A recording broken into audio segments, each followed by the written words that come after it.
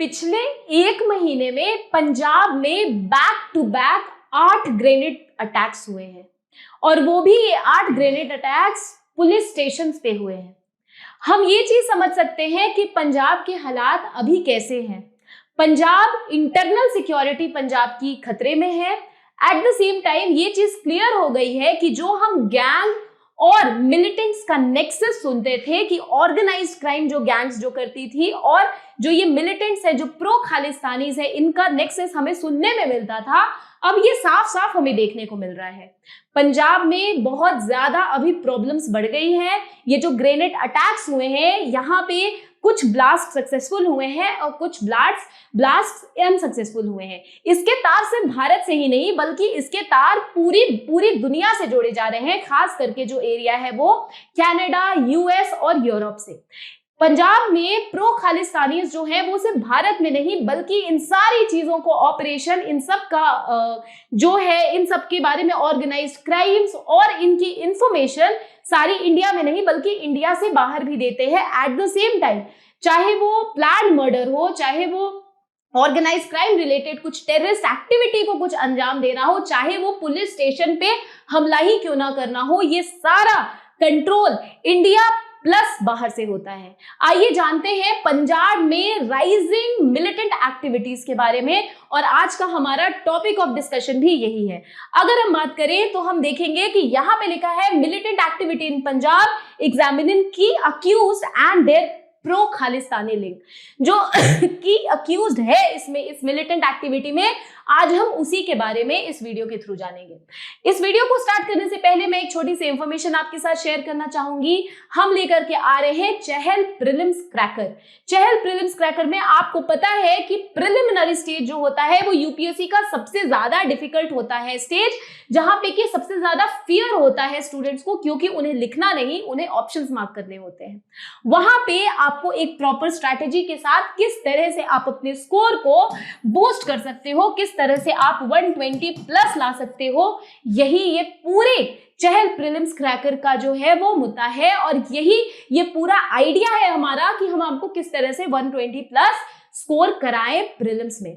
उसके लिए हमने बहुत ही बेटर तरीके से सिलेबस को ऑर्गेनाइज किया है। कुछ ऐसी ऑर्गेनाइजेशन है जिससे कि आप क्वेश्चन से आप कॉन्सेप्ट पे जाओगे, आपको क्वेश्चन से आप क्लैरिटी आपको मिलेगी कि किस तरह से वो क्वेश्चन किस कॉन्सेप्ट से रिलेटेड है। ये आपके लिए बहुत ज्यादा इंपॉर्टेंट है क्योंकि आपको प्रीलिम्स में क्रैक करने की ट्रिक जो है वो चहल प्रीलिम्स क्रैकर को ज्वाइन करने से आपको पता चल जाएगी कि आखिर कौन से एरियाज है जहां पे आपको फोकस करना है, कौन से एरियाज है जहां पे आपको नहीं फोकस करना है। और इतने सारे आपको टेस्ट कराए जाएंगे, इतने सारे आपको क्वेश्चंस करा दिए जाएंगे कि आपका कॉन्फिडेंस पूरी तरह से बिल्डअप हो जाएगा, बूस्ट हो जाएगा और आप एक इंटरकनेक्शन डेवलप कर लोगे कि क्या साइकोसिस रहती है, क्या एक साइकोलॉजी होती है यूपीएससी की while framing the question and you could predict कि किस तरह का पैटर्न यूपीएससी फॉलो कर रही है। इसके लिए आपको क्या करना है कि क्योंकि इसमें लिमिटेड सीट अवेलेबल है, अवेलेबिलिटी इनकी लिमिटेड है, जल्दी से जल्दी आप इसमें एनरोल कराओ।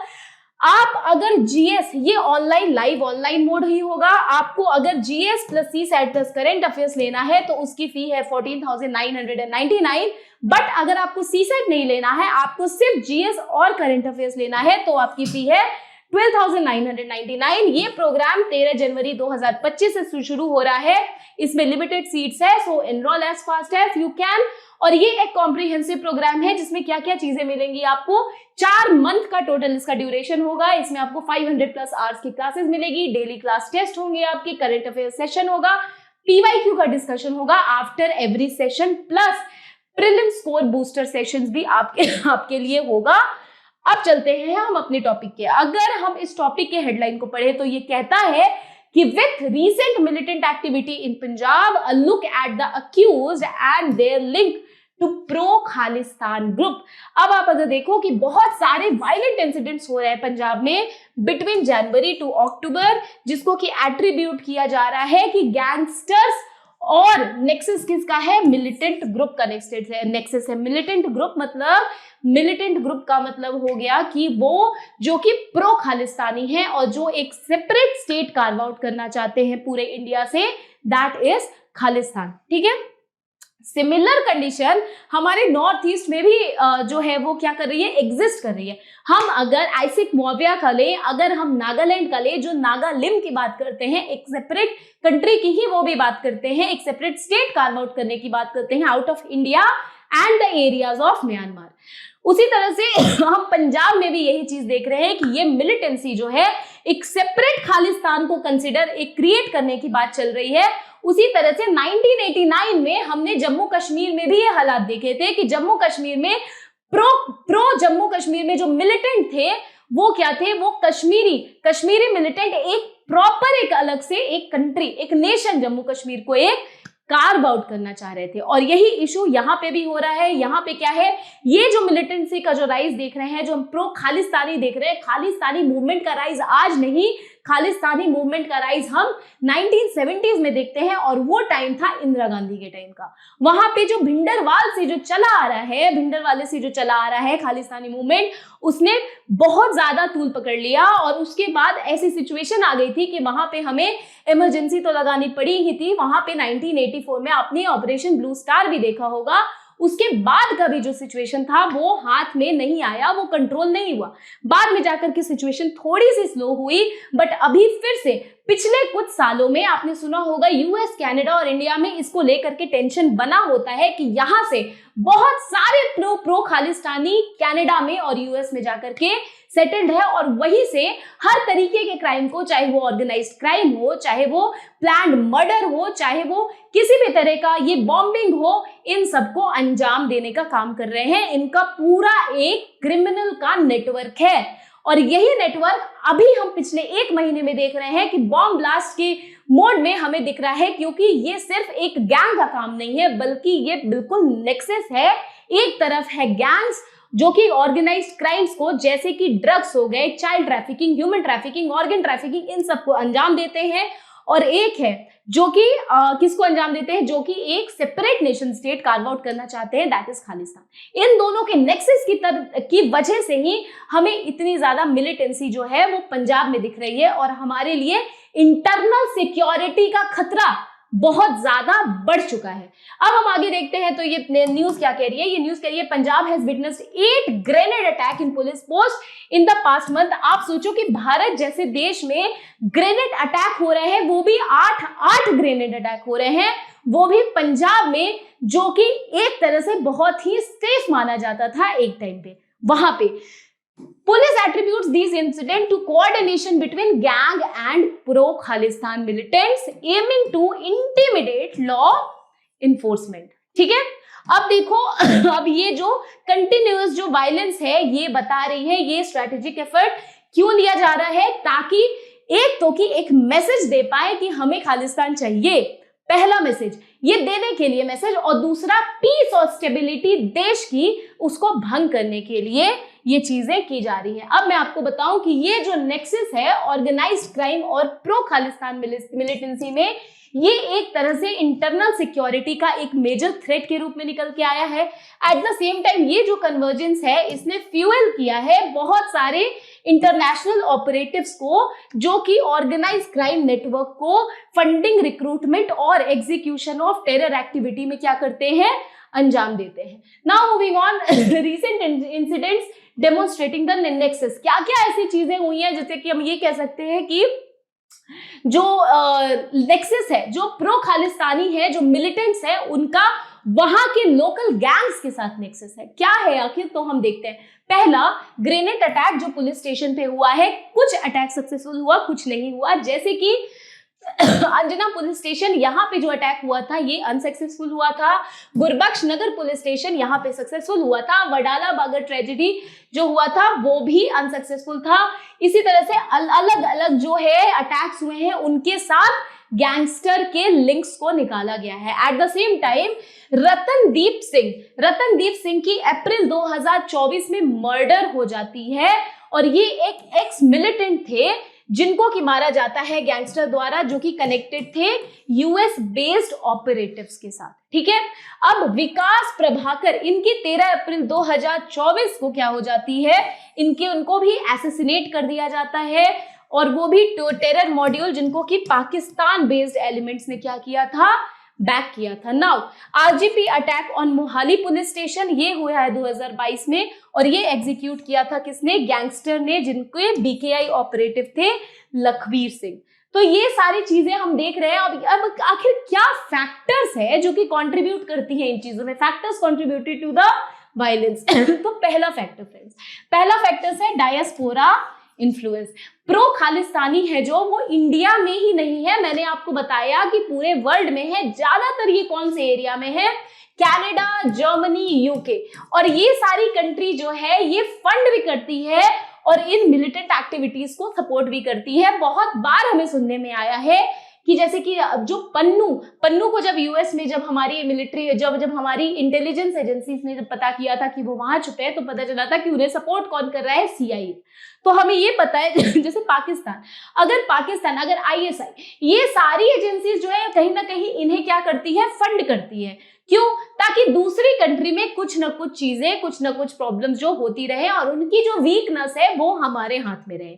और कनाडा में तो खास करके इन प्रो खालिस्तानीज को क्या पूरी तरह से पनाह दिया जाता है, जो कि एक रीजन भी है इंडिया और कनाडा के स्ट्रेन्ड रिलेशंस की वजह से, जिसका कि हमने साफ साफ मैनिफेस्टेशन देखा था जब G20 की समिट इंडिया में हुई थी। Coming on next, gangster militant nexus.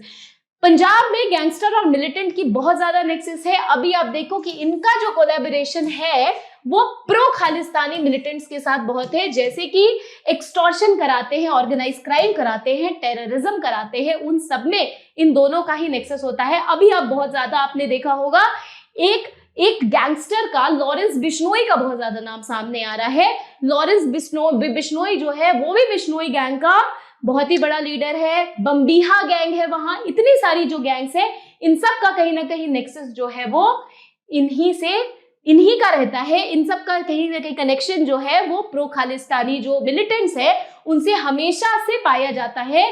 और इन लोगों के कोऑपरेशन के बिना इतनी बड़ी बड़ी चीजों को, क्राइम को अंजाम देना भी मुश्किल है।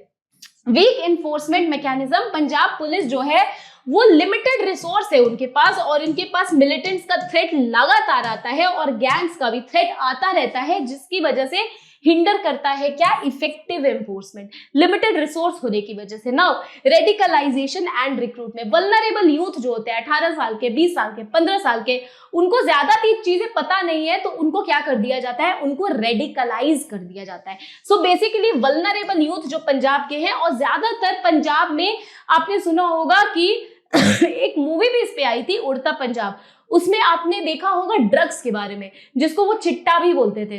तो बेसिकली ड्रग्स का जो है वो बहुत बड़ा मूवमेंट, मतलब कि गोल्डन ट्रायंगल और गोल्डन क्रेसेंट की हम बात करें तो इन दोनों के बीच में ही इंडिया आता है। इसका मतलब कि इंडिया जो है वो एक तरह से ड्रग्स का एक बहुत ही बड़ा चैनल होता है, और इंडिया के ही रास्ते से जो है वो बहुत सारे ड्रग्स भी सप्लाई होते हैं। इस वजह से जो पंजाब एरिया है वो बहुत ज्यादा वल्नरेबल है ड्रग्स को लेकर के, और वहां के यूथ जो है वो ऐसा कहा जाता है कि बहुत ही कम उम्र से वो ड्रग्स को कंज्यूम करने लग जाते हैं। एंड ऑल्सो वहां पे जो कार कल्चर है, वहां पे जो पॉप एंड शो का कल्चर है, प्लस वहां पे जो ड्रग्स का कल्चर है, उसकी वजह से यूथ बहुत ज्यादा ये गैंगबाजी, गैंग वॉर, मिलिटेंसी, इनके तरफ कहीं ना कहीं अट्रैक्ट हो जाते हैं। इनके लिए एक तरह से it is a mode of attraction. So that is it. It is talking about vulnerable youth in Punjab and the diaspora are being radicalized and recruited into these terror activities. Now role of international operatives, आखिर international operatives का क्या role है? तो जैसे मैंने अभी थोड़ी देर पहले आपसे डिस्कस किया, किसके बारे में? पंजाब के ISI के बारे में, मैंने आपको CIA के बारे में डिस्कस किया था, वही लिखा है यहाँ कि पंजाब ISI ऑपरेटिव्स, जैसे कि रिंदा जिसने ब्लास्ट किया था पाकिस्तान में, are instrumental in facilitating the weapon smuggling, उसके बाद recruiting operatives and planning attacks with ISI support. जैसे कि कहा जाता है कि इंडिया बलूचिस्तान में कुछ ऐसा करती है, वैसे ही कहा जाता है कि पाकिस्तान जो है वो इंडिया में ऐसा करती है। कहां तक क्या सच है, लेकिन हाँ, हमें बहुत बार ऐसी फैक्ट्स, हमें ऐसी इंफॉर्मेशन मिली है कि पाकिस्तान जो है वो कहीं ना कहीं इस तरह के छोटी छोटी ऑपरेशंस को अंजाम देते रहती है, जिससे कि पाकिस्तान एरिया में हमेशा, पंजाब एरिया में हमेशा इस तरह का इंस्टेबिलिटी जो है, वैसा माहौल और इंटरनल सिक्योरिटी पे थ्रेट का माहौल बना रहे। Now coming on to the next, Canada and Europe. जैसे कि अर्शदीप सिंह की बात करें हम या लखबीर सिंह लंदा की बात करें, उन लोगों ने कनाडा से और जर्मनी से ऑपरेट किया था और पूरी तरीके से उन लोगों ने नेटवर्क बिल्ड किया। किस चीज के लिए? रिक्रूटमेंट करने के लिए, टारगेट किलिंग करने के लिए और रेजिंग फंड रेज करने के लिए। जैसे कि target killing is very common in Punjab friends, जैसे कि हमने अभी देखा था जब विक्की मेधुकेरा की डेथ हुई थी, उसका हमने देखा था। फिर उसके बाद हमने देखा एक बहुत बड़े सिंगर, उनकी भी डेथ हो गई थी, उनको भी टारगेट किलिंग करी गई थी। किसके द्वारा? बिश्नोई गैंग के द्वारा। So that is all, that is a very very, this is not the connection only existing in India, rather they have their links from abroad also. Now coming on to the next, global crime syndicate, organised crime group बहुत होती है, जैसे कि drugs, जैसे कि sex trafficking, जैसे कि women child trafficking, ये सारी चीजें बहुत ही ऑर्गेनाइज्ड क्राइम का बहुत ही बड़ा नेटवर्क है। कहां पे? पंजाब में। जैसे कि Lawrence Bishnoi gang have become tools for pro Khalistani group to extend their reach as seen in the RPG attack on Punjab police headquarter in Mohali 2022। जो मोहाली में जो 2022 में जो आरपीजी का अटैक हुआ था, उस टाइम पे देखा गया था कि इन गैंग्स का आखिर प्रो खालिस्तानी से कितना ज्यादा कनेक्शन। अगर हम बात करें, एक महीने में 8 ग्रेनेड अटैक होना आम बात नहीं है, वो भी पुलिस स्टेशन को टारगेट करना भी आम बात नहीं है, जिसमें 4 से 5 अटैक्स जो है वो सक्सेसफुल हो जा रहे हैं बिना नेक्सस के, बिना मिलिटेंट और बिना गैंग्स के नेक्सस के। ये पॉसिबल नहीं है। इसको अंजाम देना तभी पॉसिबल है जब ये गैंग्स जो प्रो खालिस्तानी है उनसे मिल करके इन ग्रेनेड अटैक्स को, वो भी पुलिस स्टेशन पे, जिसको कि one of the safest place consider किया जाता है, उस पे अगर ये अटैक करते हैं। अब आगे चलते हैं, चैलेंजेस टू इंडिया सिक्योरिटी। इसको लेकर के आखिर इंडिया सिक्योरिटी पे क्या क्या चैलेंजेस आ जाते हैं? तो पहला, क्रॉस बॉर्डर टेररिज्म। हमें पता है कि अगर पाकिस्तान अगर सपोर्ट कर रहा है, अगर आईएसआई अगर ऑपरेटिव्स को सपोर्ट कर रहा है, जैसे कि हरविंदर सिंह रिंदा को सपोर्ट किया था, वो कॉम्प्लिकेट करता है किसको? क्रॉस बॉर्डर वेपन को और ड्रग स्मगलिंग को। अब आप देखो, ये और ज्यादा ये कॉम्प्लिकेट बना दे रही है सिचुएशन, क्योंकि हमें ऑलरेडी पता है कि ईस्ट और वेस्ट दोनों साइड से हम प्रोटेक्टेड फील नहीं करते हैं। एक तरफ चाइना है, एक तरफ पाकिस्तान है, बीच में हमें, और जिस तरह का हमारा और पाकिस्तान का रिलेशन रहा है, चाहे वो 1965 और 1971 के टाइम का हो, हम ऑलरेडी बहुत ज्यादा वल्नरेबल है उस एरिया के। और जब पाकिस्तान की आईएसआई कुछ ऐसा करती है और वो भी पंजाब उसी एरिया में पड़ता है आसपास, तो इससे किस चीज का, क्या चीज प्रोलिफरेट ज्यादा हो सकता है? Cross border weapon supply, at the same time the drug smuggling. Coming on to the next, global network of operatives, जैसे कि जो कनाडा में बेस्ड है, जो जर्मनी में बेस्ड है, जो यूएस में बेस्ड है, वो फाइनेंशियल सपोर्ट प्रोवाइड करते हैं, वो रिक्रूटमेंट करते हैं और वो ऑल्सो टेक्नोलॉजी प्रोवाइड करते हैं टेरर और गैंग नेटवर्क को। ऐसी टेक्नोलॉजी जो कि ट्रेस ना हो पाए, जो कि इंटरसेप्ट ना हो पाए, ताकि कनेक्शन हो पाए कहां से? इंडिया से अब्रॉड में। Now coming on to the next, weapon and drug smuggling. अगर ये कंटिन्यूअस जो स्मगलिंग है, हम देखते हैं हमेशा कि कोई भी इस तरीके का अटैक होता है तो उनके पास वो सारे वेपन्स मिलते हैं, चाहे वो भी संभल का ही इंसिडेंट था, संभल राइट्स, उसमें भी जो गोलियां मिली, जो वेपन्स मिले, वो पता चला कि वो यूएस में मैन्युफैक्चर हुए हैं। इसका क्या मतलब है? इसका मतलब है कि CIA, है ना, इंटेलिजेंस, या फिर वहां की जो गवर्नमेंट है, वो कहीं ना कहीं इन सब चीजों को अंजाम देने में उनका भी हाथ होता है। तो ये जो कंटिन्यूअस स्मगलिंग है आर्म्स का या एम्युनिशंस का और ड्रग्स का पाकिस्तान से, ये फ्यूल करती है क्या? ऑर्गेनाइज्ड क्राइम को और मिलिट्री को। कहां पे? इंडिया में।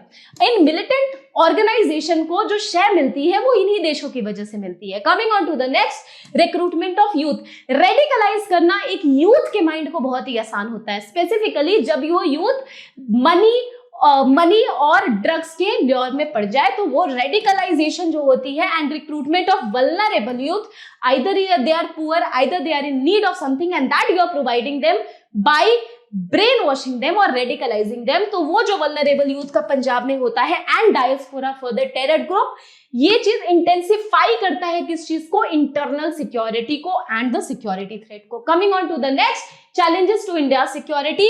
इसमें हम देखें तो जो इंक्रिप्टेड कम्युनिकेशन एंड कोऑर्डिनेशन होते हैं, वो एक तरह से बहुत बड़ा चैलेंज है, जो कि मैंने आपको अभी फिर से थोड़ी देर पहले बताया था कि इंक्रिप्टेड चैनल्स का यूज किया जाता है। और सोशल मीडिया का यूज किया जाता है गैंग्स के द्वारा, टेरर ग्रुप के द्वारा, कैसे कि प्लान करे वो। डार्क इन लोगों का रहता है कि ये प्लान अटैक जो प्लान करते हैं वो इन्हीं को करते हैं। एट द सेम टाइम आपको पता होगा डार्क वेब और डीप वेब के बारे में।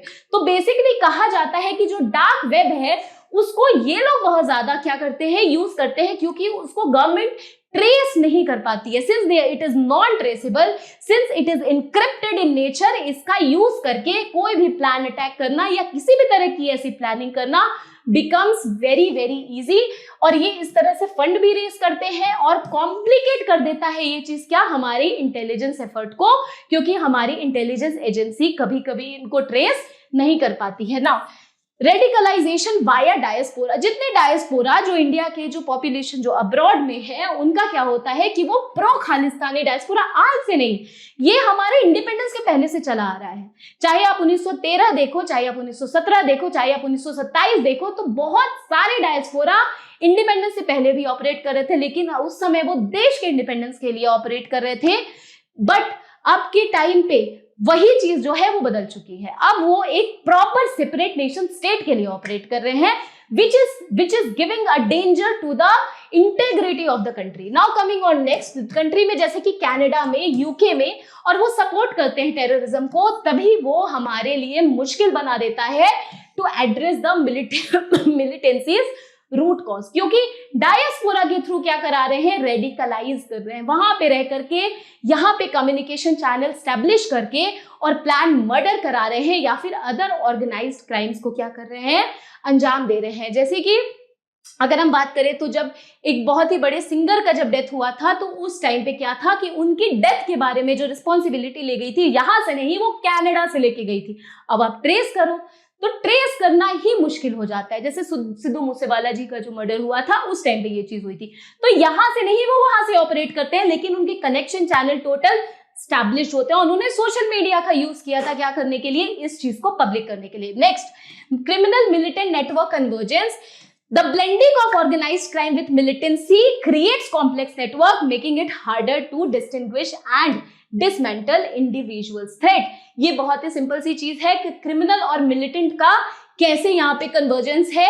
हम देखते हैं कि किस तरह से जेल में बैठ के भी क्रिमिनल बात कर पाता है और किस तरह से बिना क्रिमिनल के सपोर्ट के, बिना क्रिमिनल और इनके इंटरलिंक के कोई भी ऐसा काम जो कि एक अटैक की बात हुई कहीं पे, वो अंजाम नहीं दिया जा सकता है। Next, diplomatic tension. ये सारी चीजें जो है वो डिप्लोमेटिक टेंशंस ले आती हैं। जैसे कि कनाडा और भारत का हमें G20 में बहुत ही साफ साफ देखने को मिल गया था, जब भारत में जब G20 ऑर्गेनाइज हुआ था, तो कि भारत, जस्टिन ट्रूडो और नरेंद्र मोदी के बीच में किस तरह की टेंशन थी। इन सबका कहीं ना कहीं अगर हम ये करें, अगर हम कनेक्ट करें इनको, तो हमें समझ में आ जाएगा कि ये किस चीज से रिलेटेड है। ये इसका एक बहुत ही बड़ा रीजन ये प्रो खालिस्तानी मूवमेंट भी है, और ये जो प्रो खालिस्तानी जो ऑपरेट कर रहे हैं कनाडा में, उनकी भी नाराजगी यहाँ पे पूरी तरह से देखने को हम लोगों को मिल जाती है। और इससे भारत के जो डिप्लोमेटिक रिलेशंस हैं, जो दूसरे देश के साथ जो डिप्लोमेटिक रिलेशंस है, उस पे बहुत ही बुरा असर पड़ता है। And diplomatic challenges with the countries like Canada over protection of the militant hindering the effective action against the international operatives. अभी देखो इसका वे फॉरवर्ड आखिर क्या हो सकता है, तो इसमें हम ये बोल सकते हैं कि स्ट्रेंथनिंग बॉर्डर सिक्योरिटी। हमें पता है कि भारत और बांग्लादेश का बॉर्डर बहुत ही पोरस है, भारत नेपाल का बॉर्डर बहुत ही पोरस है, और इंडिया पाकिस्तान का बॉर्डर वो हमेशा ही डेंजर में रहता है। तो अगर हम बॉर्डर सर्विलांस मैकेनिज्म को स्ट्रेंथन कर ले, हम एंटी ड्रोन टेक्नोलॉजी को जो करें, वो इंटरसेप्ट करें वेपन्स को, एक्सप्लोसिव्स को, और drugs smuggled from Pakistan to into India, इन इनफिल्ट्रेशन को अगर हम प्रॉपरली चेक करें, तो शायद हम इस चीज से क्या कर सकते हैं, बच सकते हैं, बचा सकते हैं। Second is international cooperation, diplomatic engagement अगर हम करें कंट्रीज के साथ, जैसे कि कनाडा हो गई, जर्मनी हो गई, यूएस हो गई, तो वो इंश्योर करेगा कि एक्स्ट्राडिशन अगर हो जाए अनवांटेड लोगों का, मतलब कि जैसे कि एक्स्ट्राडिशन की मांग अभी, जैसे बांग्लादेश को 5 अगस्त 2024 को जब बांग्लादेश की प्रधानमंत्री भारत आ गई थी शेख हसीना, तो अभी एक्स्ट्राडिशन लॉ लगा करके उनको को वापस मांगा जा रहा है। उसी तरीके से जो भी मिलिटेंट हैं उनको अगर हमने एक्स्ट्राडिशन लॉ लगा के अगर उन्हें वापस मांगा तो तभी वो हमें वापस कर सकते हैं जब हमारे भी उनसे रिश्ते अच्छे हो, जब हमारा डिप्लोमेटिक चैनल स्ट्रांग हो, जब हमारा इंटरपर्सनल कनेक्शन एंड एंगेजमेंट जो है वो स्ट्रेंथेंड हो। तो इसका मतलब diplomatic engagement with the countries like Canada, Germany and the US to ensure extradition of wanted operatives and dismantle their support network. बिना देश के सपोर्ट के कुछ भी करना मुश्किल है और ये सच्चाई है। नाउ इनहैंस्ड इंटेलिजेंस शेयरिंग, हम अपने इंटेलिजेंस शेयरिंग को जो है वो ज्यादा रॉबस्ट कर सकते हैं between Indian agencies and international partners, ताकि हम ट्रैक कर सके। इंटरनेशनल पार्टनर्स के साथ भी हमें रॉबस्ट करना होगा ताकि हम ट्रैक कर सके इन ऑपरेटिव्स का मूवमेंट और डिसरप्ट कर सके इनका terror activity before getting executed.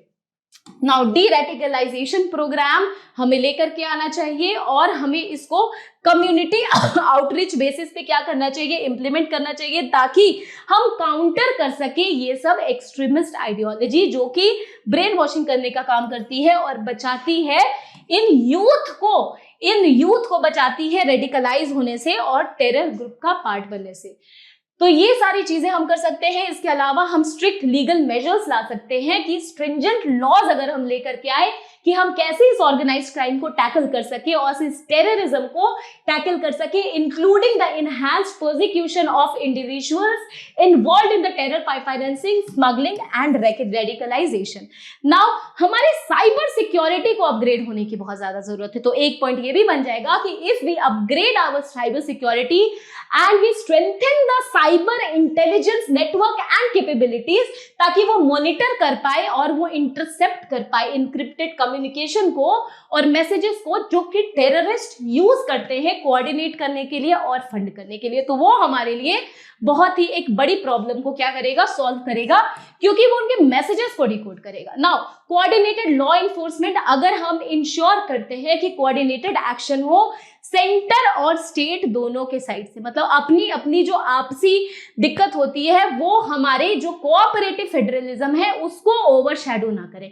हमारे कोऑपरेटिव फेडरलिज्म का एक बहुत ही बड़ा हिस्सा है कि हम क्या करें, हम एक दूसरे से कोऑपरेट करें और हम ये सोचें कि अगर किसी एक स्टेट में दिक्कत हो रही है तो वो स्टेट की बस इंटरनल सिक्योरिटी नहीं है, वो पूरे एक देश का मुद्दा है। और अगर ये पूरे देश का मुद्दा है तो एक होकर के ही हम ऐसे चैनल्स, हम ऐसे प्रॉब्लम जैसे कि रेडिकलाइजेशन हो गया या फिर किसी और तरह की इशू हो गई, इसको हम मिलिटेंट एक्टिविटी हो गया, चाहे वो नॉर्थ ईस्ट में हो, चाहे वो नागालैंड में हो, चाहे वो पंजाब में हो, चाहे वो जम्मू एंड कश्मीर में हो, चाहे वो इंसर्जेंसी हो, चाहे वो प्रो खालिस्तानी मूवमेंट हो, चाहे वो जम्मू कश्मीर मिलिटेंट का इशू हो जो कि 1989 के बाद स्टार्ट हुआ था, हम उसको तभी हैंडल कर सकते हैं जब हम कोऑर्डिनेट करें सेंटर और स्टेट पुलिस के फोर्सेस के बीच में। तो टेरर क्राइम नेक्सस को हम क्या कर सकते हैं, डिसमेंटल कर सकते हैं और इफेक्टिव एक्शन ले सकते हैं against this gangster and this kind of the militia. ठीक है। And after that promoting regional stability, हमें रीजनल स्टेबिलिटी को प्रमोट करना बहुत ज्यादा जरूरत है, क्योंकि ये सारा जो रीजनल डायलॉग्स होता है, जैसे कि हम बात करें नेबरिंग कंट्री के साथ, अगर हम सार्क की बात करें, अगर हम बिम्स्टेक की बात करें, तो इन चीजों को प्रमोट करने का बहुत जरूरत है, क्योंकि पाकिस्तान को हम एड्रेस करेंगे इनका क्रॉस बॉर्डर टेररिज्म और इनहेंस करेंगे cooperation in countering the militant activity. अब आपके लिए ये आखिरी मेन प्रैक्टिस क्वेश्चन है जो कि आपको सॉल्व करना है। आप ये लिखो, Punjab has witnessed a surge in militant activity with multiple grenade and IED attack on police establishment in recent months. These incidents highlight the growing nexus between the pro-Khalistan militants and organized gangs. Examine the factors contributing to this violence and its implication on state security and suggest measures to counter such threats. Please इस question को जरूर लिखना, इसको attempt करना. If you have any doubt regarding this particular topic, do please write it in the comment section. And इस question को लिखने के बाद आप इसमें वो सारे मुद्दे ऐड करना जो कि अभी हमने डिस्कस करे हैं. I will see you in the next video. Thank you so much and goodbye.